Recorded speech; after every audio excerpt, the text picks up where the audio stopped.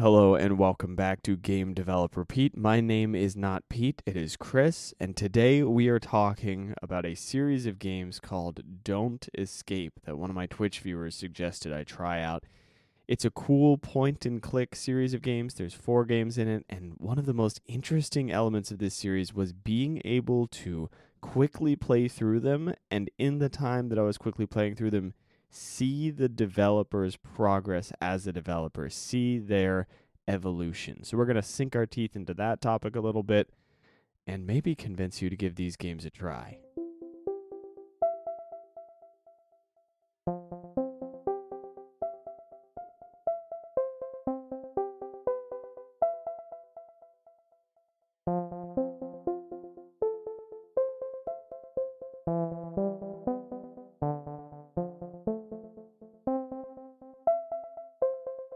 First, let's give you the premise for this game. It is a point and click adventure in sort of an escape room style, but instead of trying to escape the room, you are trying to not escape the room. You are trying to seal yourself into the room, protect yourself from something external, or something along those lines. I'm not going to give too many details because I sort of want this to be a fresh experience for you. This is one of those games that I think if you are a developer, you should give it a little shot, unless you can't stand the genre, which is fair. Now, I'm going to talk a little bit about problems with this genre that I have because this series is a fascinating exploration of dealing with genre problems. The first game in the series has the things that make me go, I don't want to play this game. The second series gets rid of a lot of those problems. The second game. The third game gets rid of so many of them that I just was able to figure out the game with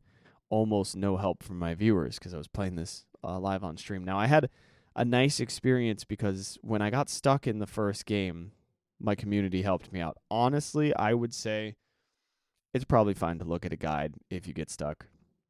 It's a point-and-click adventure. I'm a big fan of in point-and-click adventures. If you get thoroughly stuck, I feel like it's not that fun, and I feel like it's fine to get a hint. Now, you don't want a full spoiler guide, whatever, but like, oh, where is this item that I'm missing? Because point-and-click adventures suffer from a problem that I remember from the old text-based adventures. Not fully text-based, but these ones where you see a picture, there's a bunch of stuff on screen, and then you type in, it's like, what do you want to do? And you type in, move forward, and it's like, I don't understand what you mean. What do you want to do? And you're like, move forward 3 steps. And it's like, I don't understand what you want to do. And you're like, walk forward. And it's like, what do you mean walk? And you're like, walking forward. And it's like, oh, okay, now I know, right? It would be like you didn't conjugate the verb properly and the game just won't work. I sort of feel like that is a thing that point and click adventures suffer from in a different way. You have to read the developer's mind. This happens in puzzle games in general, but I think it's especially bad in point and click adventures. There are so many instances of I never would have thought to use that item that way. It's the kind of thing where you use a quarter as like a screwdriver as a flathead, or like where you use a rope to lasso something, and you're like, well, actually, I guess most people will think of the lasso thing, but suppose you don't. Maybe that's my own bias as a developer. I go, oh, of course you would use a rope as a lasso. Maybe somebody else goes, why would I ever think to use a rope as a lasso? My character is not a cowboy. They don't know how to make a lasso. It's this sort of thing. Or you come up with something like that. You have a rope, and you go, well, let me use it as a lasso. And the game's like, no, you can't do that. That doesn't work. That's not an option. So you might look at this and you might think, okay, well then point-and-click adventure, I need to give you tons of different things that you can do with every item, but then you run into the problem of, okay, how am I going to program that one? And then what if you use an item for the wrong thing? Are you just stuck forever? Like you eat the piece of cake and you're like, well, now I can't use it as bait for this thing, and now you lose, right? You end up creating accidental fail states and soft locks, and that's not very good. So this is a problem with the genre, and this is why I like this series so much, because as I'm playing through the first 3 games, I've got one more to go. I'm going to play the 4th one on stream probably on Wednesday.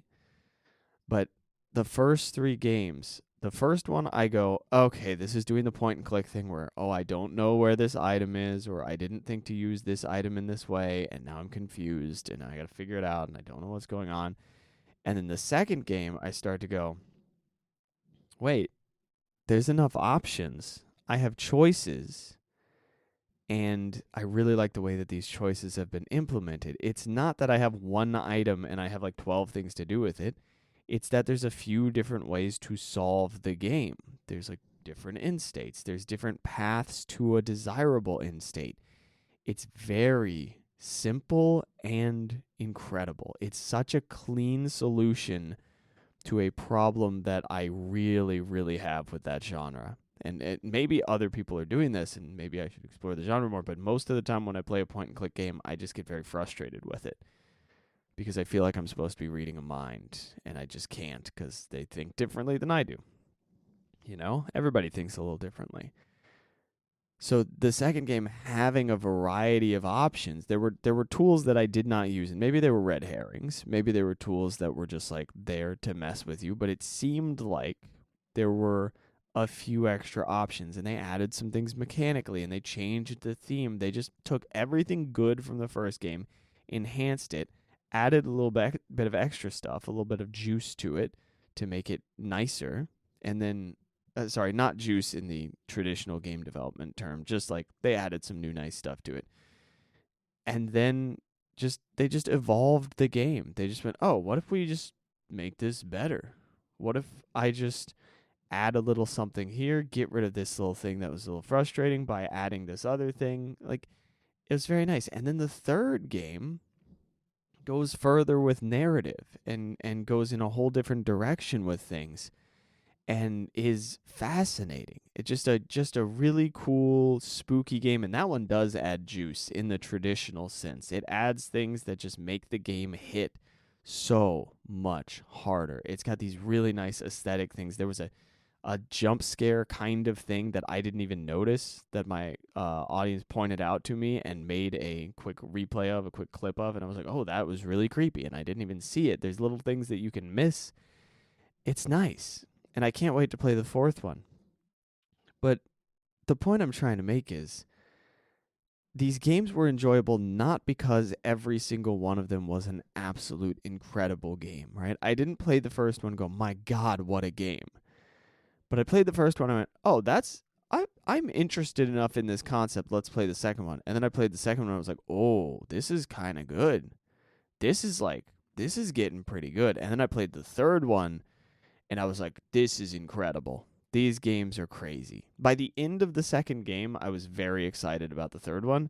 By the end of the third one, I was in awe of this developer. I was just like, they made a simple thing, they implemented it really well, and then they went in again, made it better, went in again, made it better, and you can just see the evolution of this person's skill set. You can see the evolution of their taste as a developer and the process of them solving these problems that are happening in gameplay.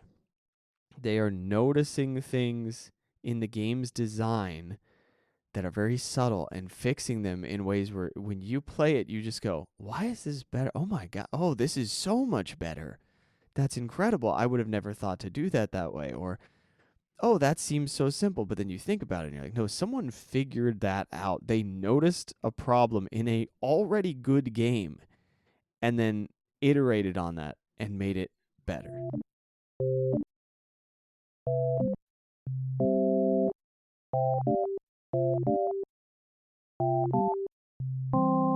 It may be obvious to you what I'm going to talk about during the development section of this episode based on what I was just saying about these games. Iterating on your ideas, finishing your idea instead of expanding it. I think that is the theme that I really want to lock in on. If you have an idea that's pretty small, there's going to be a moment in your game development where you go, this could be so cool. What if I do this, and this? What if I add all of these elements? Ooh, what about a crafting system? Ooh, what about dynamic this, dynamic that? random generated this other thing and all that, and you haven't finished a game yet, right? Like, you've not finished a single game, and right now your scope is going crazy, but you're like, these ideas are too good, too cool for me to pass up, too cool for me to not explore. And that can be true, and you can still finish this game before you explore those ideas. This is what I want to pitch to you, and I'm not sure that this is something I'm going to do. I'm not sure it's something that you should do, but I just want to present it as a possibility. Write down those ideas. Find a way to implement them in a different version of the same type of game, or find a way to redesign the game around those ideas and stick it in a folder. And then when you finish your current plan, your current implementation, the game you are working on right now, then the next time you come in with fresh eyes, you go, okay, I know how to do this quicker. I know what I'm preparing for. Let's sink our teeth in. Let's get after this, and let's add this mechanic. And from the ground up, we are designing this new thing with this additional mechanic from a different angle. We have a new story over it. We have a new aesthetic, whatever. Boom. Done. Cool new game. And then if you're going to work on that, you're going to come up with some other idea while you're doing it. And you're going, oh, wait, what if I made this about a dragon or I don't know. I don't know what excites you necessarily, but what if I made it with this theme? What if I added this thing? What if I got rid of this? I don't really know. It's working, but it's not doing exactly everything that I want. Maybe it's easier to get rid of something than to add something in. Well, that's definitely not true. Getting rid of a mechanic can be so painful. But if it's just some small thing that's like tacked on, then maybe it's not that hard to just rip it out of the game. But there are some fundamental changes you want to make. You have some ideas. You go, oh, it could be a lot cleaner this way. Okay, finish the game you've got, and then do it again. Maybe these ideas are not ways to expand your current project. Maybe these ideas are things that you can do next time.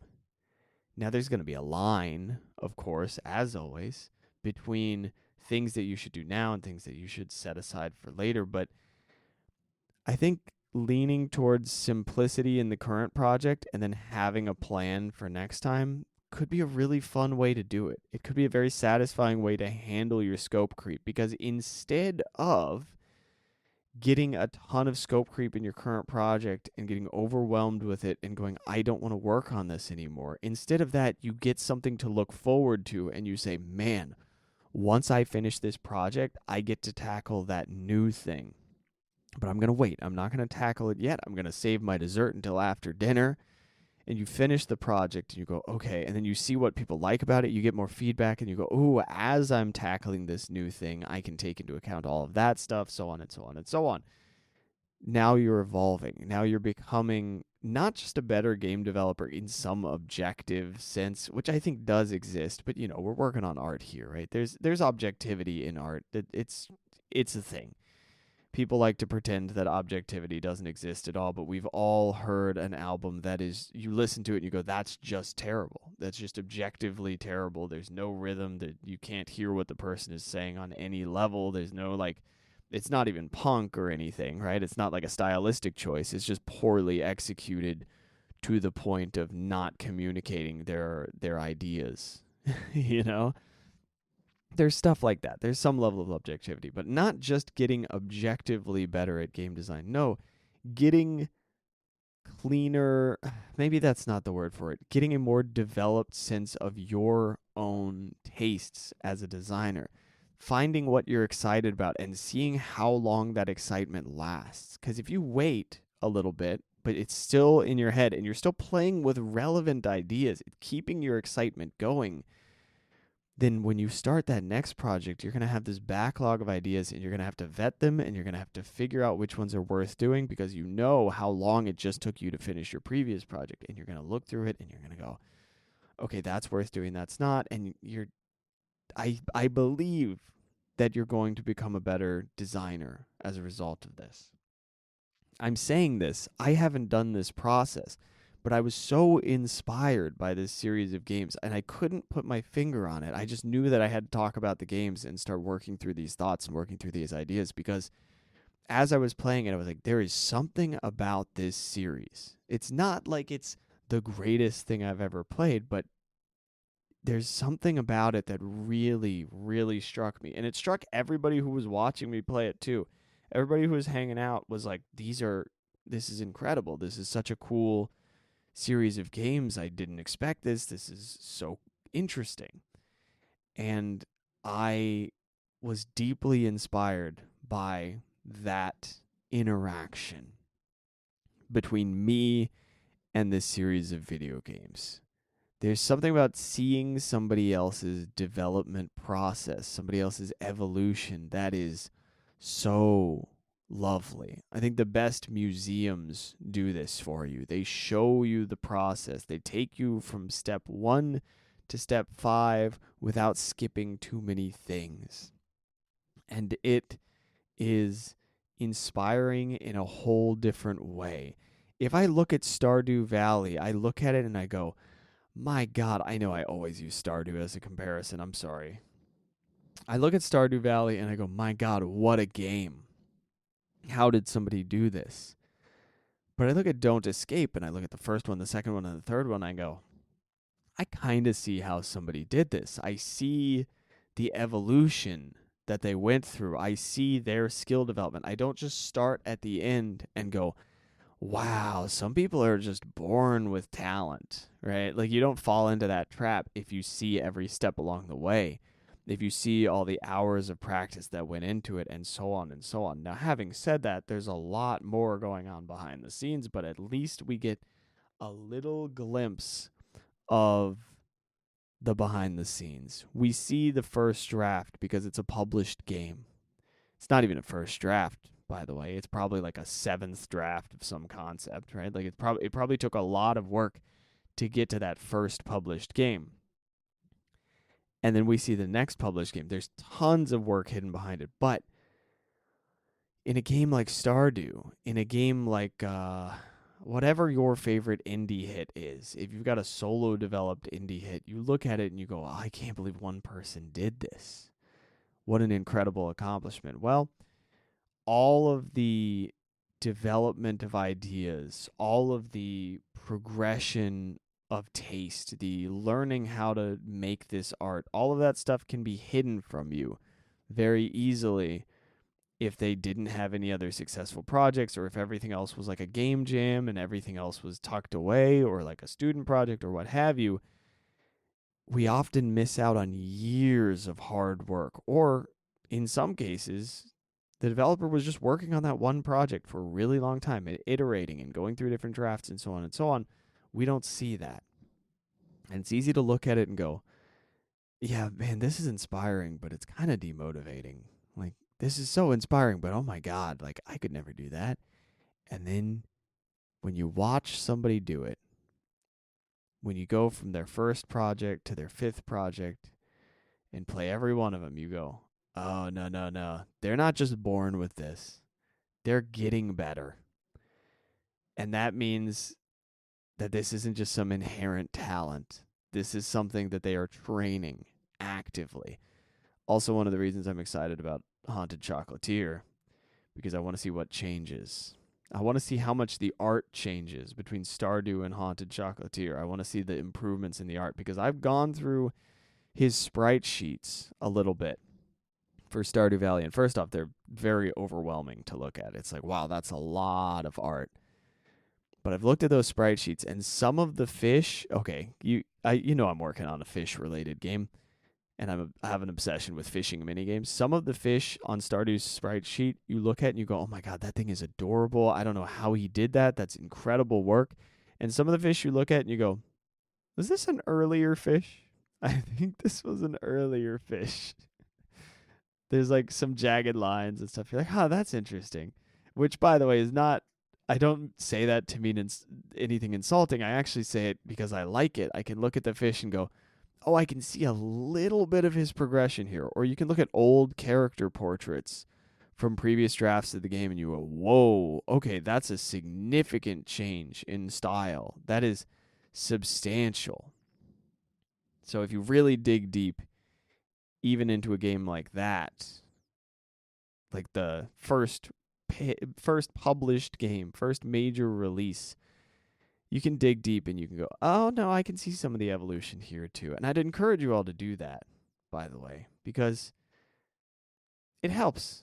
It helps with the motivation to recognize that every developer that you look up to, every person who is out here doing incredible things, had to get there from somewhere, and most of them got there from essentially nowhere. Most of them built their skill from the absolute ground up. Maybe they were 5 years old when they started building it and they don't remember the beginning, but they did build it from the ground up.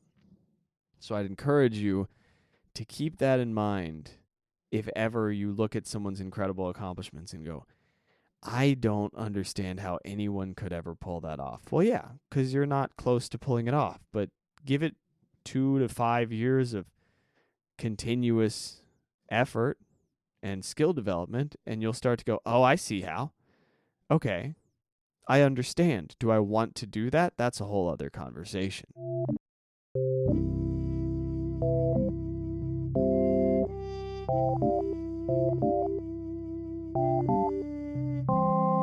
I've got 2 questions for you today that will hopefully inspire you, get you going this week. The first one is, what games and pieces of art inspire you? This could be a video game, of course. It could also be visual art, an album, a movie, an animation, a script, whatever it is. What gives you that feeling of, oh, this is what is possible? This is what we as people can create.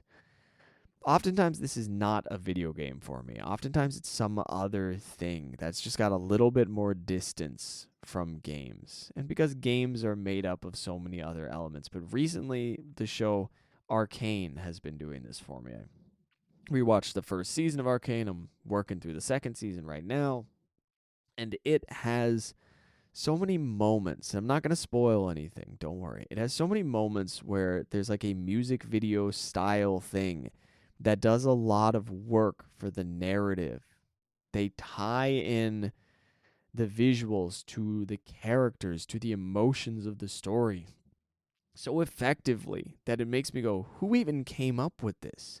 Who figured out how to so beautifully and elegantly communicate so many ideas through just a few frames of animation and the song and the color palette that they're using? It is such an incredibly high level of emotional communication without doing dialogue. You know how you could do that? You could do a thing where you go, oh, this character says this, and then this character says this, and we're communicating our feelings really effectively through words.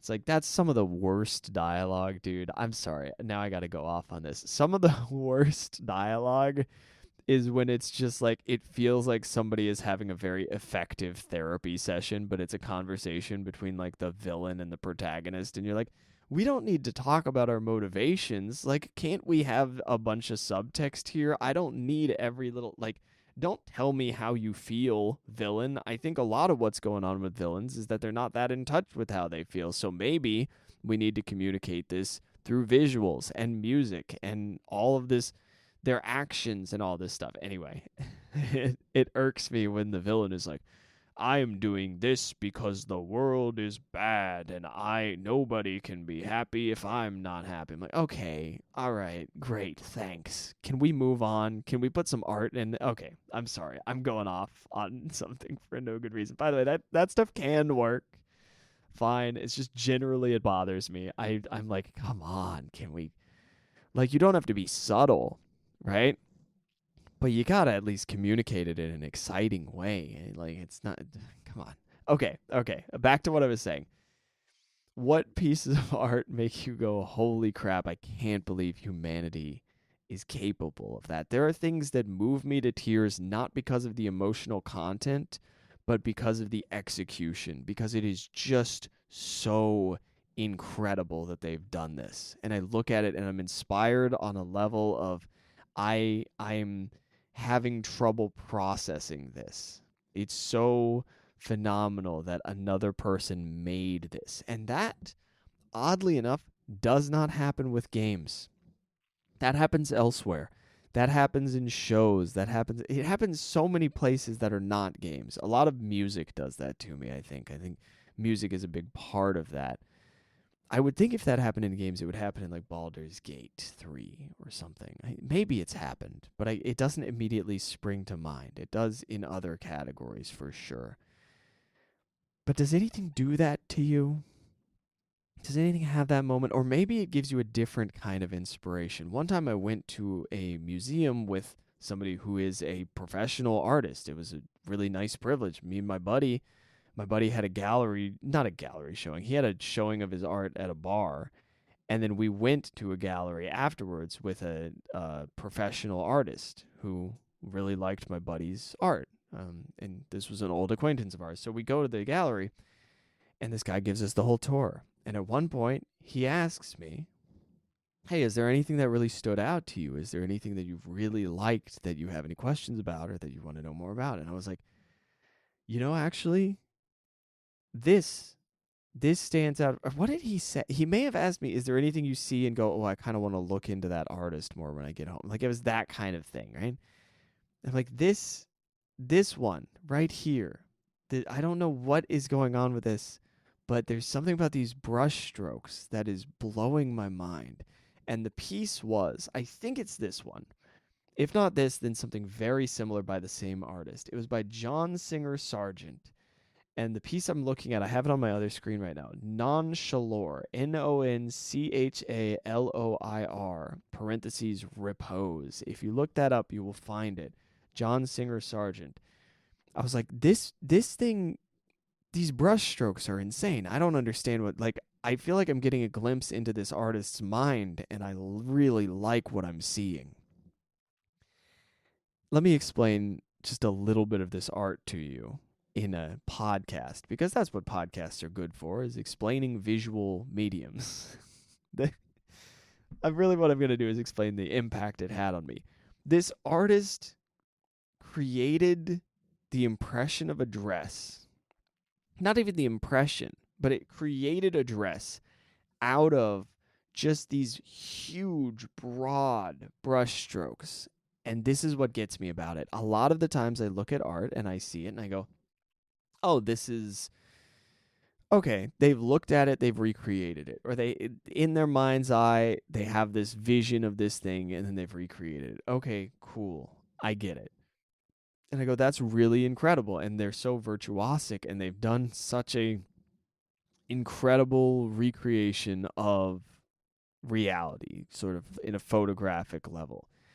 Or you look at it and you go, oh, this has some emotional content to it. And oh, that's kind of, if you squint, it's sort of a dress. There's sort of an abstract, there's a shape of a dress here. There's something that they're implying a dress, or they're implying a face. You can think kind of a Picasso thing where there's the shape of a face, but it looks nothing like a human. Well, this painting is exactly where I like this line of, no, that is definitely a dress. There is no question that you were looking at a dress, and at the same time you look at it and you go, yeah, but I mean, it's not a dress. It's a bunch of brush strokes. Like, you can see the individual brush strokes, and it's like they made as few brush strokes as possible.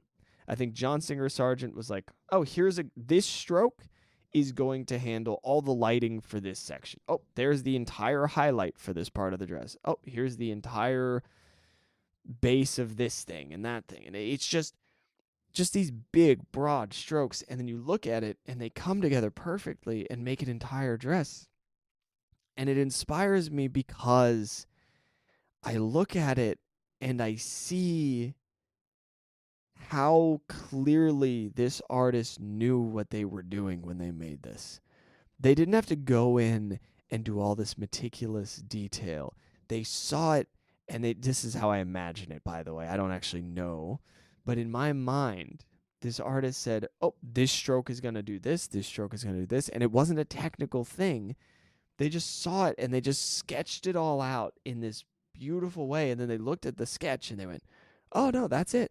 That's it. I've made the dress.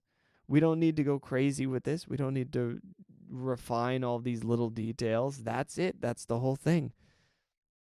And I think this comes to mind too because it's kind of similar to the art style in Arcane. I think that's why I'm mentioning both of these in the same segment. If you look at the art style in Arcane, they have these like broad painterly strokes in sections of the characters' faces. There'll be like a cheek that's just an individual big brush stroke, just swiped down across the cheek. There's stuff like that going on in Arcane, and that hits me. I really like that style because, not because of the aesthetic necessarily, but because of the implication that the person who created just went, oh, I know exactly what this brushstroke is going to do, and it's going to create this image, and they had such a clear vision in their mind, and it makes me feel more closely connected to the artist. It doesn't feel like they're carefully, delicately manipulating every little bit of me. It feels like they're just communicating effectively. They're just going, oh, there it is. That's what I'm trying to say. Done. And you look at it and you go, I understand what you're trying to say. I love that. I can't get enough of it. So once again, the piece I'm looking at right now is Nonchalor. I'm not pronouncing it right. Nonchalloir by John Singer Sargent. It's phenomenal. It inspires me. I encourage you to look at it. Yeah, that's a big one for me. Okay, where were we? So that was the first question. The first question is, what pieces of art inspire you, visual or otherwise? And then the next question is, what demotivates you? And are there pieces of art that demotivate you? Like that thing where you're a musician and you listen to a masterpiece piece of music and you go, I'll never be able to play that. It's like that kind of a thing. I worry that that can be a thing when playing games. I hope not. I've been lucky enough to avoid that. I haven't like played a game and gone, oh my God, I'll never make something like that. If that ever pops up, I go, yeah, whatever. They had a giant team behind it. I don't care, you know? Or I go, that's going to it takes years, you know? I just look at it and go, yeah, whatever. It takes years. It's fine.